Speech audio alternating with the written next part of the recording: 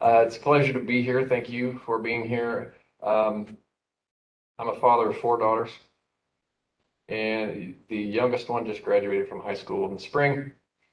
And something I miss about when they were younger is our dinner time and our conversations. Um, One conversation I remember I asked, or I told everybody at the table, I read this really fascinating article about a famous linguist. And I asked, do you guys know what a linguist is? And my youngest at that time, I think she was 8, she said, someone who loves linguine. And then the older daughter piped up quickly, who's linguine?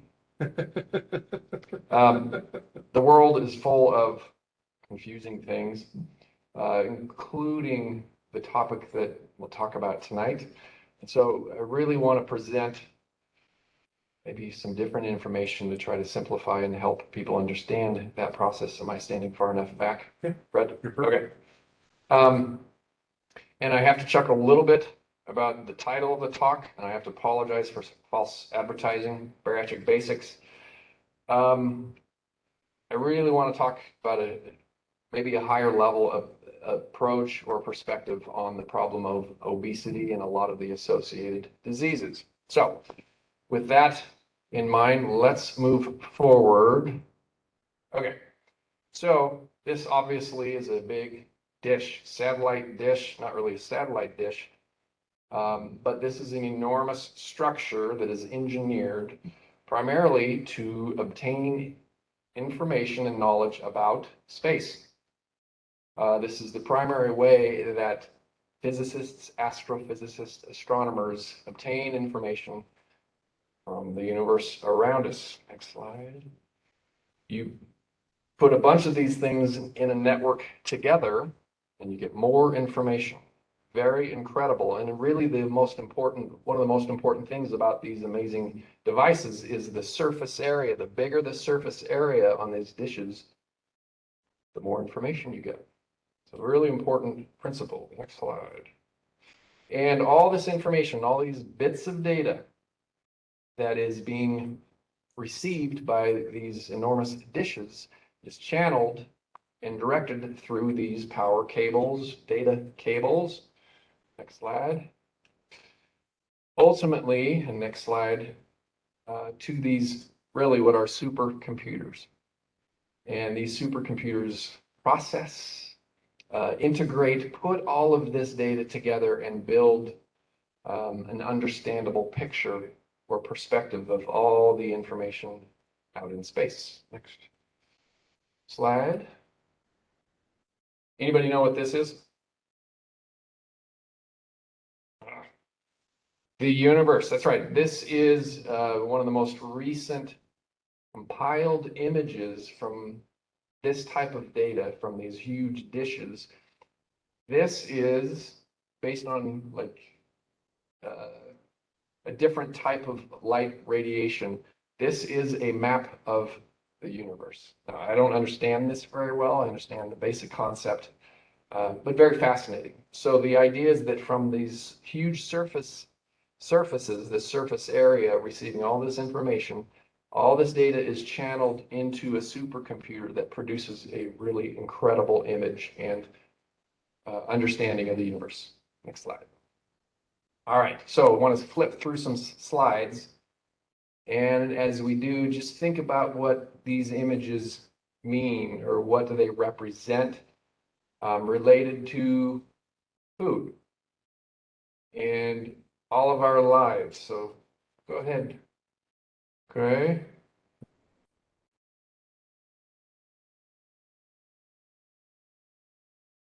That's it.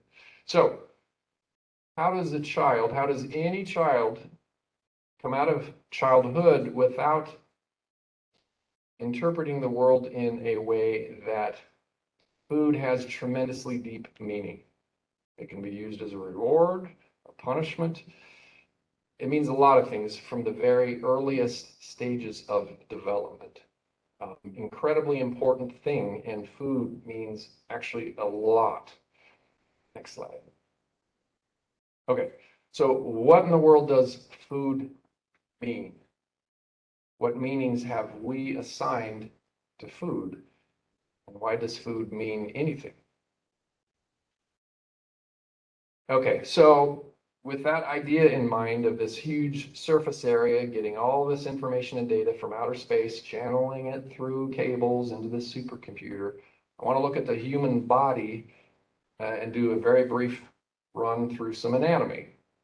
So, the brain, the most amazing computer in the universe, absolutely incredible. You know, scientists and engineers spend a lot of money, a lot of time in artificial intelligence trying to some degree, reproduce the brain's capacity. And so far, they're a long ways off from doing that. Average human brain weighs about 3 pounds. It looks pretty unremarkable, feels unremarkable, but that 3 pounds is absolutely astonishing. For this topic, obesity, diabetes, etc., I think it's important to understand that in the brain, there really are 7 centers in the brain that are involved in weight regulation, appetite, metabolism, all these things. These centers are critical. And there are parts of the brain and functions of the brain that we never really think about having a role in appetite or weight, like memory. We don't think about memory having a significant role in a person's weight. It's critical. It's fundamental. You go back to those pictures and the pictures of grandma and mom. Food means something primarily because of our memories. Okay, so ultimately, the master controls are in the brain. Control of weight, appetite, metabolism, cravings, blood glucose, all of it. Master controls are in the brain. Slide, please. Okay, and I like to use this image and this analogy in clinic with people. Imagine being in the cockpit of a 747 and being in front of this enormous panel or panels of controls and dials and settings and levers and all of that. It's a good representation for the brain and the control center that it is. Next slide. All right, so if the brain is the supercomputer controlling everything, where does it get the data? What is it basing its decisions and control from? Is it the eyeballs? If you look at the surface area, again, remember the importance of surface area. The eyeball, basically, it's like a half an inch, maybe an inch in surface area. Next, so the ears, it's important. Well, the tympanic membrane, the eardrum is even smaller than the eye. It conveys important data and information, but it's quite small. How about surface area? Skin, it's certainly important. Well, if you look at the average surface area, an adult, 1.9 meters squared for a man, a little smaller for a woman. So that's much bigger than the eye and then the ear. Next.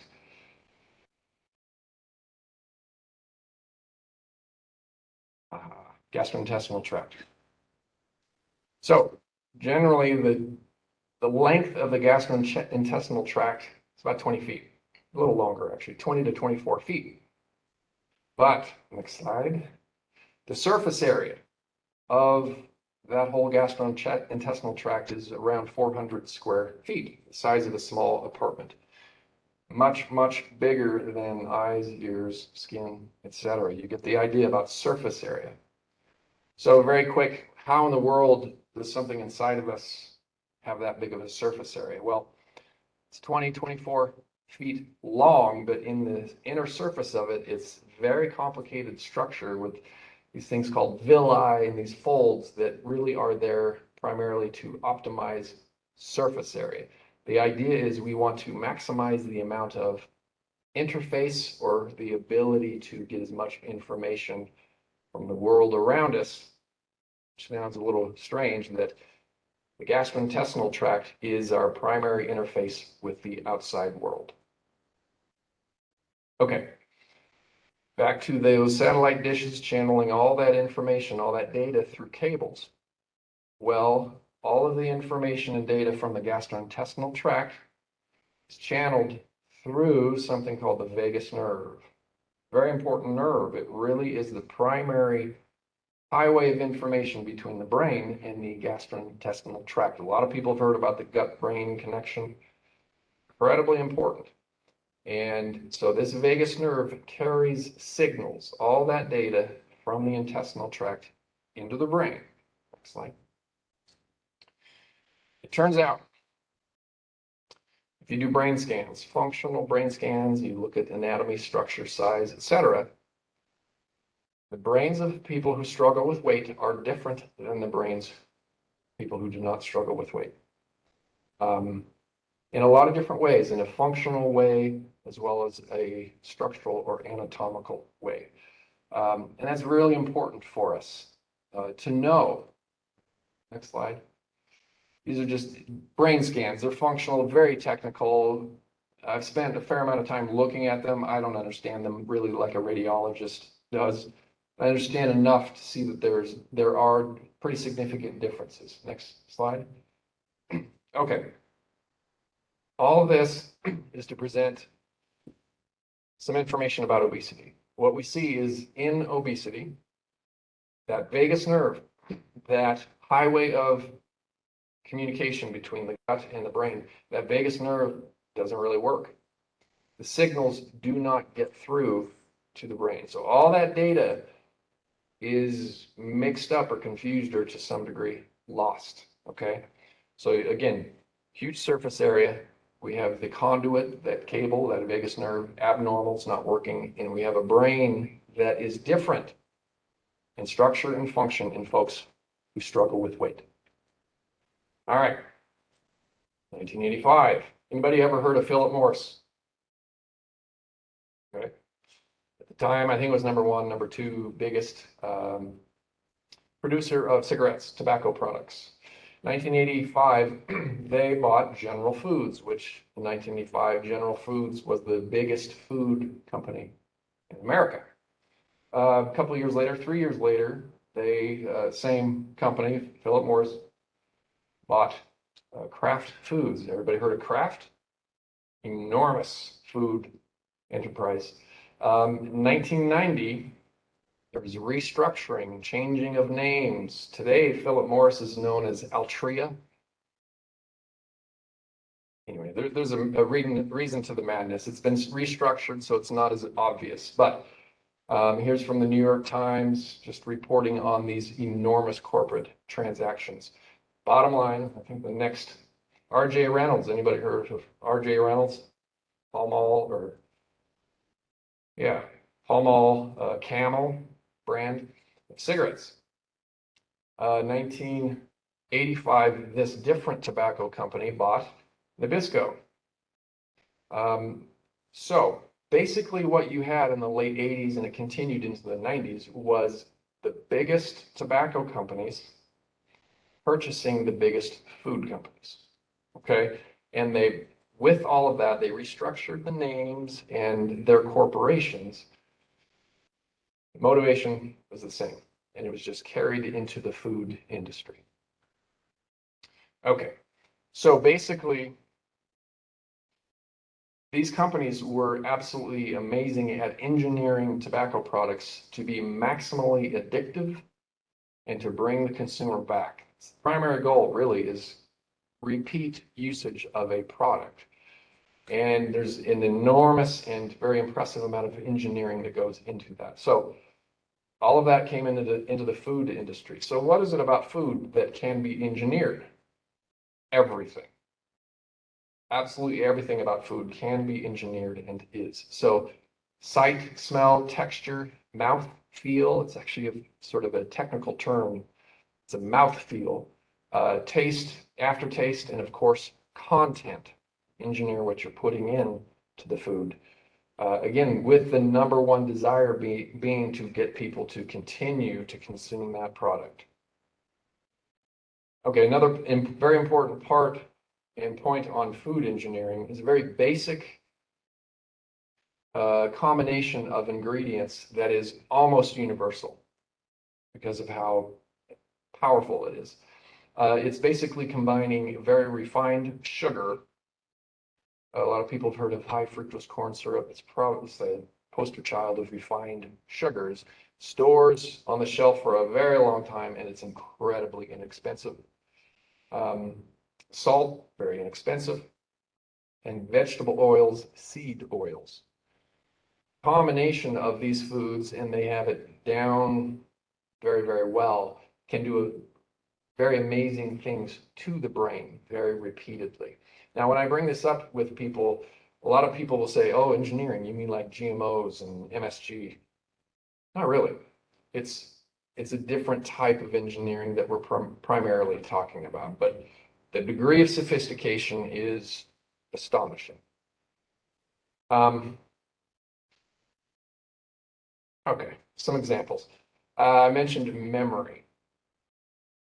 Turns out if I sit down to eat a lunch and I'm distracted, I'm watching TV, ESPN or something, and I'm not thinking about anything relating to my meal as I eat, and I don't actively form memories, my appetite will rebound in 3 to 4 hours after that. I'll be hungry again.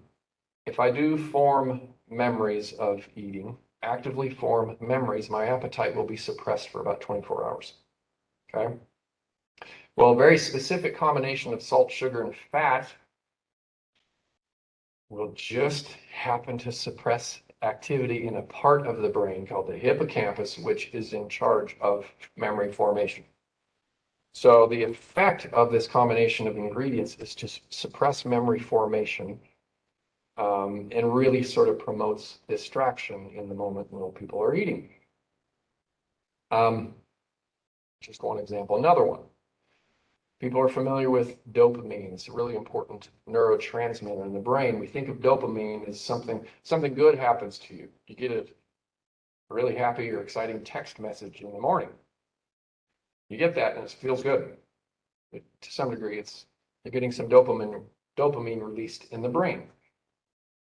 And the role of that dopamine, the job of it is to teach your brain the association between the reward and the source of the reward. Well, it turns out if that text comes as a surprise, you get more dopamine released. Well, there are types of chips that are engineered so that every 17th chip is extra spicy. In the case of jalapeno chips, it's extra spicy. They've figured out that at that frequency, every 17th chip, extra spice causes increased dopamine release in the brain, and you get more of an attachment to that chip. So they're suppressing memory formation, and your increased dopamine release. So and this is all under consciousness. You get an attachment to that chip. So you've heard the statement, the motto, bet you can't eat just one. You guys heard that? Bet you can't just eat one. They know what they're talking about. So it could go on and on. There's a bunch of engineering tricks in foods that are really astonishing and impressive. Next slide. Okay. Bottom line, what happens as a result of all of this engineering in foods? Increases appetite. Your brain is not getting the appropriate signals that you've had enough, that you're satisfied. Think of a thermostat. We got a thermostat in this room. There's the equivalent in the brain, a thermostat for what your weight should be. And your body wants to go to that weight. Well, this type of engineering will affect that thermostat. It's like turning up the thermostat pretty dramatically. It increases inflammation based primarily in brain function. Increases thoughts about food, and they have this down. It's a very sophisticated system. Increases blood sugar, changes a person's cholesterol panel, alters signaling through that vagus nerve, as I mentioned. That nerve ultimately stops working well. Brand loyalty. You go back to cigarettes. I mean, back in the day when I think a lot more people smoked, people were very loyal to their brand, Marlboro or whatever. It's the same thing with foods. And these companies are experts at building brand loyalty. And it's estimated that by age 3, children today have very well developed brand loyalties to certain versions of these engineered foods. So I want to focus a little bit on that vagus nerve again. Again, 90% of the signals or impulses through that vagus nerve are sensory signals going from stomach and intestine into the brain. And what you find in folks who struggle with weight, the nerve, it just doesn't work. Okay. So 2022, 5th consecutive year where life expectancy in America has declined. Previous to 5 years ago, it had never declined. Never. 5 years in a row. So this was 3 years, 2.5 years before COVID hit. So it's not just the COVID effect. We're looking at 5 consecutive years of a child being born today is expected to live 2 to 3 years shorter than someone born a long time ago. And just a review of statistics from 2008, promise you they're different and not in a good direction, but 2018, 67% of Americans were overweight or obese, 43% technically obese, 10% severely obese. So for folks who are familiar with the body mass index, a body mass index of 35 and above is considered severely obese.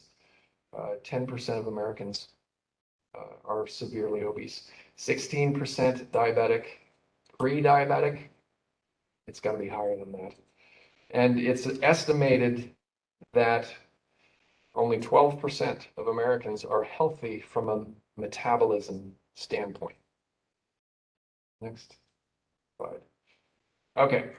Interesting comparison and analysis here. I think it's interesting. If you look, so the best studies, the top one's out of Oxford, but you look at the best studies, someone who smokes, and of course it depends on how much they smoke, how long they smoke, but in general, a person who smokes expected to live 8 to 10 years less or shorter than someone who doesn't smoke. Someone who's quote unquote severely obese or a body mass index over 35, they have also a decreased life expectancy of 10 years. Someone who has diabetes, typically type 2 diabetes, same thing. That decreases life expectancy by about 10 years. So you see where I'm going with this, that all of these metabolic disorders and diseases, which are all connected, is having a profound impact on American health and life expectancy. Oh, that's good. Someone did that. So here's my point, is America is at a tipping point. I think we've seen that with the decline in life expectancy. Is that, we talk about the obesity epidemic. That's a very much a simplification. It's a metabolic, it's a health and lifespan epidemic. And I think we're at the point, we are seeing the other side of a lot of things. Number one would be these engineered foods and their impact in our society. And I would even go so far as to say, if you eat processed engineered foods today, it is essentially no different than smoking as far as health and life expectancy. It's a bold statement. I think the data is there to absolutely justify that statement. So in my practice, what am I doing? What's my goal? What am I targeting with bariatric surgery and nutrition and all the things that we work on? I would say there are 3 fundamental things that we are targeting: insulin resistance, inflammation, and this neurological dysfunction reflected in the vagus nerve abnormalities, as well as the changes in the brain that we see. Those are the targets. So you can call those 3 targets: insulin resistance, inflammation, neurological dysfunction, really the triad of chronic disease in America. So these 3 things together are the primary drivers of these problems. Obesity, got a little mixed up there.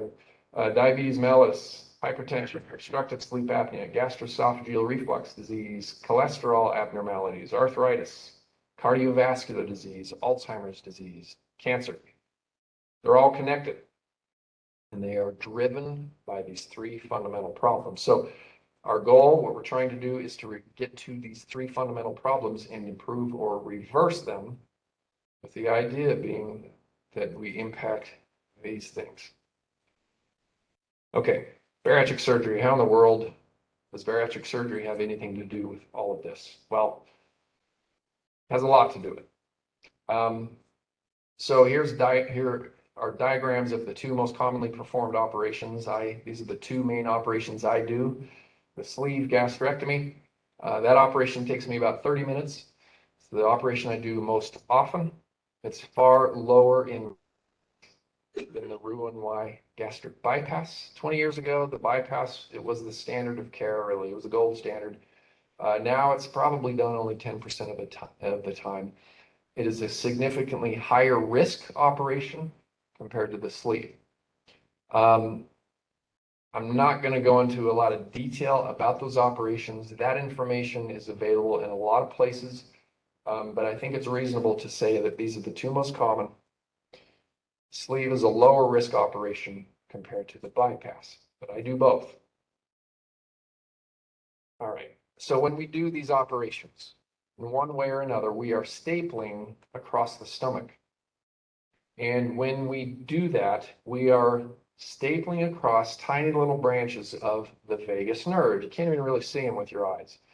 It's demonstrated here in this diagram. For some reason, when we do that stapling or these operations, let's staple across the branches of the vagus nerve, that resets overnight the signaling mechanism through that vagus nerve into the brain. Okay, so years ago, 8 years, something like that. Years ago, I started noticing patterns in patients who had surgery.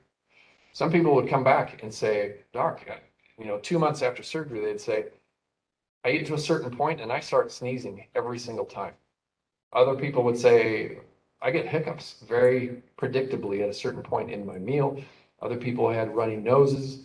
The day after surgery, some people in the hospital would say, man, Dr. Brown, this sugar-free Jell-O in the hospital is really, really sweet. What in the world's going on? So there's a pattern. These are neurologically based behaviors. Okay. So by stapling across those tiny little branches of the vagus nerve, we reset the signaling mechanism through that vagus nerve. And there are a lot of things that are changed very dramatically overnight. Next. Okay, so what happens ultimately, next slide, is we return function of the vagus nerve. And scans and studies show us this. You retest the vagus nerve and it works. And it causes a sort of remodeling, a reorganization in the brain. All right. Beautiful. So you think about sitting and watching a 3-month-old baby. And as you watch this baby, that baby is processing and learning so much every single minute. The big driver for that is the fact that just about everything that baby is experiencing or encountering is new or novel. It is the novelty of experience that is driving that brain development. After the operation, a person has all of these new sensory signals. Again, it's undeniable. It's very powerful. It is the new sensory signaling after these operations that generates this condition of the brain where it is very, very malleable for about 6 months after the operation.